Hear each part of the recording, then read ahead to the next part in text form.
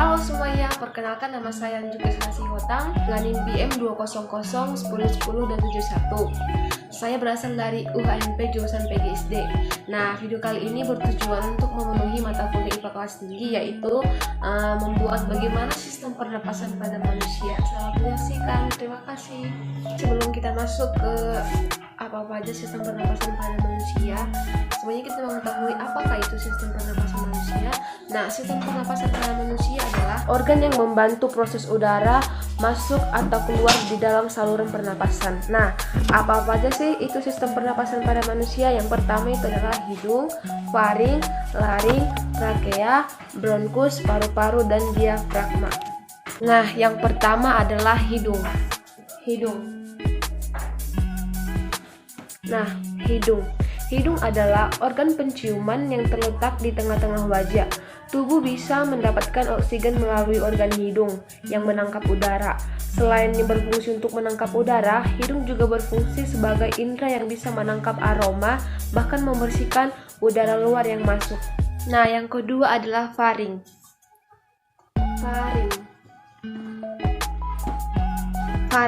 Faring merupakan nama lain dari tenggorokan bagian atas, atau berupa tabung yang terletak di belakang mulut dan rongga hidung yang menghubungkan keduanya ke trakea atau disebut juga sebagai batang tenggorokan. Nah, fungsi faring dalam sistem pernapasan manusia yaitu menyalurkan aliran udara dari hidung dan mulut ke bagian trakea. Nah, yang ketiga yaitu adalah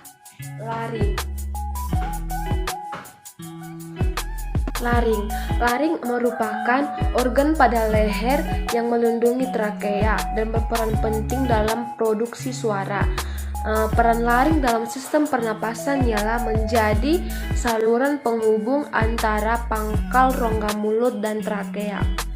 Selain itu, laring juga mampu melindungi saluran pernapasan dari masuknya benda asing yang dapat membahayakan saluran pernapasan. Di bagian pangkal laring terdapat epiglotis yang berfungsi sebagai katup pangkal tenggorokan.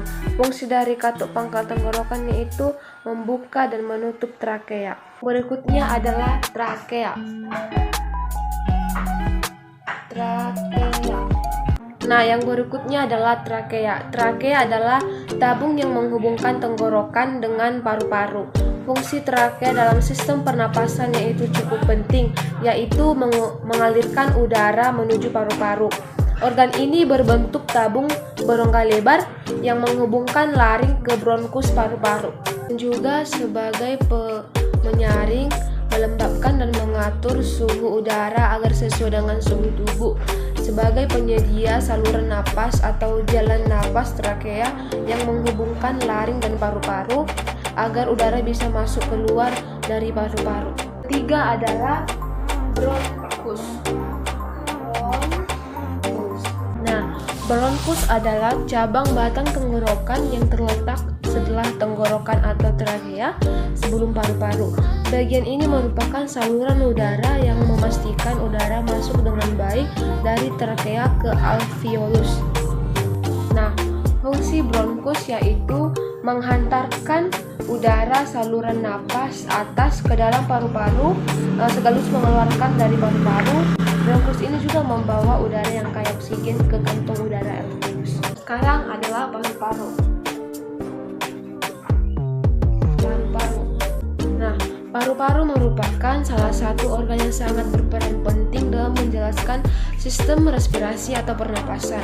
Saat udara mencapai paru-paru akan terjadi pertukaran antara oksigen dari luar tubuh dengan karbon dioksida dari dalam tubuh. Jika paru-paru mengalami gangguan, maka proses ini pun akan ikut terganggu. Selain untuk bernafas, paru-paru juga dapat berperan melindungi jantung hingga mencegah infeksi, karena paru-paru adalah organ tubuh yang terletak di bagian dada. Nah, yang sekarang adalah diafragma.